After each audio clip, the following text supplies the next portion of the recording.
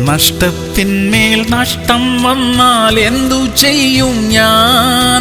നന്മയ്ക്കായി തീർക്കുന്നോനിൽ ആശ്രയിക്കും ഞാൻ. യേശു നല്ലവൻ.